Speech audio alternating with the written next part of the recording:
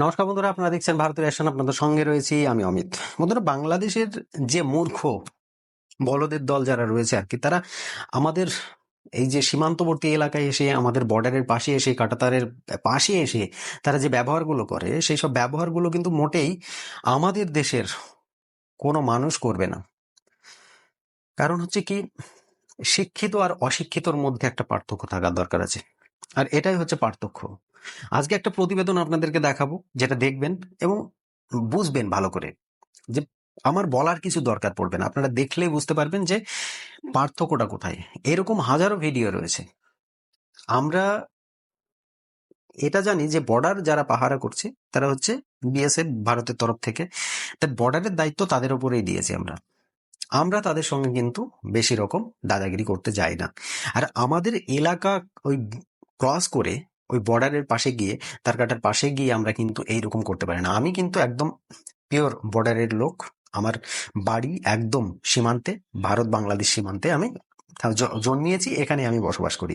তো এইরকম জায়গাতে থাকা সত্ত্বেও আজকে আমার এত বয়স হয়ে গেল, তবুও কিন্তু আমি ওই বর্ডারে এখনো পর্যন্ত বিএসএফ এর অনুমতি না নিয়ে আমি ওই রকম ক্লোজলি যেতে পারি না, যেটা বাংলাদেশিরা কিন্তু চুপচাপ চলে যায়। আর ওরা রিভিল করে যে ভারত বাংলাদেশ বর্ডারের কোন দিক দিয়ে গেলে পারে সেই রাস্তাটা মানে সুবিধা হবে, সেই রাস্তাটা মানে সহজ হবে, কোনো ভিসা লাগবে না, কোনো জার্নির কোনো এক্সট্রা এক্সপেন্স লাগবে না, কোনো খরচ লাগবে না, শুধুমাত্র একটা গর্ত পার করলেই হয়ে যাবে। আমি বলেছি না, প্রত্যেকদিন আমি একটাই কথা বলি যে বাংলাদেশের যে সমস্ত মানুষগুলো ভারতে প্রবেশ করে, অনুপ্রবেশ করে, সেই সমস্ত মানুষগুলো হচ্ছে ছুঁচোর সঙ্গে তুলনা করি আমি তাদেরকে। তারা হচ্ছে ছুঁচো। ছুঁচো যেমন গর্ত দিয়ে প্রবেশ করে আবার বেরিয়ে আসে, ঠিক সেই রকম তারা। আজকে বাংলাদেশের এই পরিস্থিতির জন্য অ্যাকচুয়ালি কিন্তু তাদের ওই জনগণগুলোই দায়ী, তাদের এই সমস্ত মানুষগুলোই দায়ী। আমরা তাদেরকে ভালোবাসতাম, তাদেরকে আমরা সম্মান করতাম, শ্রদ্ধা করতাম তাদেরকে। যেমন বাংলাদেশের মানুষ, আমাদের পশ্চিমবঙ্গের মানুষের সঙ্গে একটা মিল রয়েছে, সেটা হচ্ছে আমরা বাংলায় কথা বলি, আমাদের ভাষা বাংলা, তাদেরও ভাষা বাংলা। তাই আমরা কিন্তু তাদেরকে যথেষ্ট ভালোবাসতাম। কিন্তু এখন ভালোবাসাটা প্রায় নেই বললেই চলে। কিছু সংখ্যক মানুষ এখনো তাদের ফোড়ে কথা বলে, কারণ কারণ হচ্ছে তাদের হয়তো ডিএনএ সেই সমস্ত বাংলাদেশিদের ডিএনএ, যে কারণে তারা ওদের ফোড়ে কথা বলে, কিন্তু আমরা বলি না। लेकिन वीडियो बनाने के लिए कौन बोला? वीडियो बनाने माने क्या बोला? अभी क्या बोल रहे हो? जीजीबी ने बोला वीडियो बनाने। नहीं नहीं नहीं, वीडियो बंद कर। नहीं नहीं मामा, वीडियो बंद कर ले बाबू। वीडियो नहीं बनाना दोस्त। ठीक है, मैं गोली मार दूंगा, सही बता रहा हूँ। वीडियो नहीं बनाना। ठीक है ठीक है ठीक है, बंद हो, वीडियो बंद हो, वीडियो बंद हो। ठीक है मामा, वीडियो बंद हो, बंद हो, वीडियो बंद हो।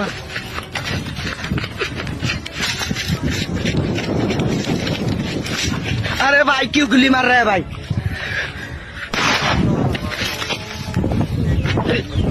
এই যে ভিডিওটা দেখছেন, এই ভিডিওটা দেখে কি মনে হচ্ছে আপনাদের? কোথাও কি মনে হচ্ছে যে ওখানে শিক্ষিত ছেলেপেলে, শিক্ষিত মানুষ বসবাস করে? আমার তো মনে হচ্ছে না। ভারত বাংলাদেশ বর্ডার এত বড় একটা এরিয়া, এই বর্ডারের বিভিন্ন জায়গাতে বিভিন্ন রকম প্রবলেম, প্রাকৃতিক সমস্যার সম্মুখীন হতে হয়েছে, যে কারণে কিন্তু তার কাটা হয়নি। ফেন্সিং যখনই হয়নি, তখন দুই দেশের মধ্যে খোলা বর্ডার রয়েছে, সেই বর্ডারে বিএসএফ এই দিকে থাকে, বিজিবি দ্বারা তারা বাংলাদেশের দিকে থাকে। তাহলে বাংলাদেশের ওই বিজিবির চোখে ধুলো দিয়ে তারা চলে আসছে তার কাটার কাছে এবং এসে রীতিমতো ভিডিও করছে। এই সমস্ত মানুষগুলোকে, এই সমস্ত ছেলেপেলেগুলোকে যদি বিএসএফ গুলি করে, তাহলে এটাই হয়ে যাবে ইন্টারন্যাশনাল ইস্যু। এই বাংলাদেশে আমি এর আগে অনেক ভিডিও দেখিয়েছি আপনাদেরকে। তাদের সরকার কি বলছে? তাদের সরকারই বিভিন্ন রকম কথা বলছে। তাদের সরকার বলছে যে বাংলাদেশের বর্ডারে ভারত, এবং তাদের বিশেষ করে তাদের মিডিয়াও এই কথা বলে যে ভারতের বিএসএফ যেভাবে হত্যাকাণ্ড চালায়, হত্যাকাণ্ড বলতে এইগুলোকে বলছে। দেখো ভাই, যে সমস্ত ভুলগুলো বাংলাদেশিরা করে, সেই ভুলের জন্য কিন্তু তাদেরকে মাসুল গুনতে হয়। আজকে রাতের অন্ধকারে যদি তুমি বর্ডার ক্রস করতে চাও, চোরা মালের ব্যবসা করতে চাও, তাহলে পরে নিশ্চয়ই তোমাকে ছেড়ে দেওয়া হবে না। আমরা ফেন্সিংটা দিয়ে রেখেছি কেন? সেটা কি তোমাদের কাটার জন্য? মোটেই না। যখনই তুমি কাটতে আসবে, তাহলে তোমার পরিস্থিতি কি হবে? নিশ্চয়ই তোমাদেরকে আমরা আদর আপ্যায়নে খাতির করব না, জামাই আদরে খাতির করব কি? মোটেই করব না। তোমাদেরকে কি করব? উপযুক্ত জবাবটা দেব। এরকম হাজার ভিডিও রয়েছে। আমি যদি পেয়ে থাকি ভিডিও, পুরোনো ভিডিও, কিছু কিছু ভিডিও ডিলিট করা হয়েছে আমাদের ভারত সরকারের তরফ থেকে, কিছু ভিডিওকে বা ব্যান করে দেওয়া হয়েছে। তো সেই সমস্ত ভিডিওগুলো যদি আমার হাতে আসে তাহলে আমি আপনাদের দেখিয়ে দেবো যে ওরা কি করে। আমাদের ভারত বাংলাদেশ বর্ডারটাকে ওরা নিজের বাড়ির উঠানের মতো দেখছে আর কি। শুধুমাত্র এই একটা এক্সাম্পল নয়, এরকম হাজার হাজার লাখ লাখ কোটি কোটি এক্সাম্পল রয়েছে। ওই জন্যই আমরা বলি যে এই বাংলাদেশি ভূত, এদের জীবনে কোনোদিন বুদ্ধি শুদ্ধি হবে না। ভারত বাংলাদেশ বর্ডারের মধ্যে যে সমস্ত রাজ্যগুলি মিলিত হয়েছে, সেই রাজ্যের মধ্যে পশ্চিমবঙ্গ একটা বড় বর্ডার শেয়ার করে বাংলাদেশের সঙ্গে। তার মধ্যে বিভিন্ন জায়গাতে এই প্রতিনিয়ত একের পর এক বাংলাদেশিরা আমাদের দেশে প্রবেশ করছে, আমাদের রাজ্যে প্রবেশ করছে, আর আমাদের সরকারের বিশেষ করে এর উপর কোনো স্টেপ নেই। আমি বলেছি বিভিন্ন জায়গায় নদী নালা রয়েছে, কিভাবে প্রবেশ করে আমি সেটাও বলেছি। দেখুন, নদীর মধ্যে কচুরিপানা মাথায় দিয়ে, জঙ্গল মাথার উপর দিয়ে তারা হাঁটতে হাঁটতে চলে আসলো, জলের মধ্যে বডি থাকবে, শুধু নাকটা বাইরে থাকবে, হাঁটতে হাঁটতে চলে আসলো। সেই রকম পরিস্থিতিতে বিএসএফ কি করে বুঝবে যে সেখান দিয়ে মানুষ আসছে কিনা? কারণ নদীর উপর দিয়ে তো আর ব্যারিকেড করা নেই বা ফেন্সিং করা নেই, সেই রকম জায়গায় বিএসএফ এর ক্ষমতাও নেই তাদেরকে ধরা। তাহলে সেই যে ব্যক্তিগুলো ভারতে প্রবেশ করলো, প্রবেশ করার পরে তাদেরকে শনাক্ত করার দায়িত্ব কাদের? সেটা নিশ্চয়ই আমাদের রাজ্য সরকারের। আজকে আসামের মুখ্যমন্ত্রী 30,000 বাংলাদেশিকে আসাম থেকে তাড়িয়েছে শুধুমাত্র তার একটা অ্যানাউন্সের জন্য। একটা অ্যানাউন্স করলে, মুখ্যমন্ত্রী যদি একটা অ্যানাউন্স করে দেয় যে যে সমস্ত অনুপ্রবেশকারী বাংলাদেশি রয়েছে তাদেরকে ধরো আর জেলে ঢোকাও, তাহলে পারে কোনো বাংলাদেশির ক্ষমতা আছে যে একটা রাজ্যে চোরাইক ভাবে ঢুকবে? নেই। কিন্তু আমাদের প্রবলেমটা হচ্ছে কি, আমরা সামান্য কিছু চিপ কোয়ালিটির ভোট ব্যাংকের জন্য, চিপ কোয়ালিটির রাজনীতির জন্য, কয়েকটা ভোট ব্যাংকের জন্য আমরা কি করি, সমগ্র দেশটাকে বিপদের মুখে ঠেলে দিই। আজকে আমাদের পশ্চিমবঙ্গ থেকে শুরু করে বিভিন্ন রাজ্যে রয়েছে বাংলাদেশেরা, বিভিন্ন রাজ্যে বেশ বড় সড়ো একটা আকারে তারা বসবাস করছে। এমনকি কিছু কিছু জায়গাতে এমন আছে পুরো তাদের একটা কলোনি তৈরি হয়ে গিয়েছে, সমগ্র বাংলাদেশিদের নিয়ে একটা কলোনি ওই এলাকার। বাংলাদেশিরা গেলে এক্স্যাক্টলি ওই জায়গাতেই থাকবে তারা। তো এরকম পরিস্থিতিও আমাদের ভারতের রয়েছে।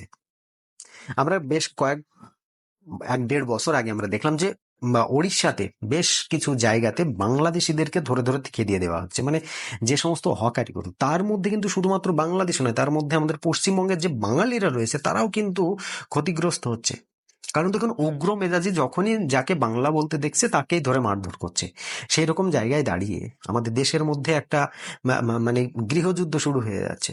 আর এগুলো করার জন্যই কিন্তু তারা আসছে। আজকে বাংলাদেশিদের একমাত্র মোটিভ হচ্ছে আমাদের দেশটাকে ভাঙা। ওই যে বারবার বলে না যে আমাদের দেশে দাঁড়িয়েই বলে যে এই অংশটা আমাদের ছিল, এইটা আমরা আবার দখল করে নেব, আমরা গ্রেটার বাংলাদেশ করব, পশ্চিমবঙ্গ, আসাম, মেঘালয়কে নিয়ে আমরা নতুন, ত্রিপুরাকে নিয়ে একটা নতুন বাংলাদেশ তৈরি করব। তো এই যে স্বপ্নগুলো দেখার জন্য তারা আমাদের পশ্চিমবঙ্গ দিয়ে, ত্রিপুরা দিয়ে, এই বর্ডার দিয়ে ভারতের মধ্যে প্রবেশ করে আমাদের দেশে বসে বসে আমাদের দেশের দুর্নাম করে আবার চলে যায়। আর আমরা নির্বোধের মতো তাদের কথা শুনি, তাদেরকে আবার সসম্মানে দেশে পাঠিয়ে দিই। যাই বন্ধুরা, এই ধরনের ভিডিও অনেক রয়েছে, আপনারা ইউটিউবে গিয়ে সার্চ করলে প্রচুর ভিডিও পাবেন। আমার কাছে যে কটা আছে আমি আপনাদেরকে দেখিয়ে দিলাম। আজকে এই পরিস্থিতিতে বাংলাদেশিদের সঙ্গে আমাদের সম্পর্ক কোনো দিনই আর ভালোভাবে ওপরের দিকে ওঠার কোনো চান্স নেই। এখন যে সমস্ত বাংলাদেশিরা ভারতে রয়েছে তাদেরকে যে কোনোভাবে ওই দেশের মধ্যে পাঠাতে পারলে আমাদের শান্তি হবে।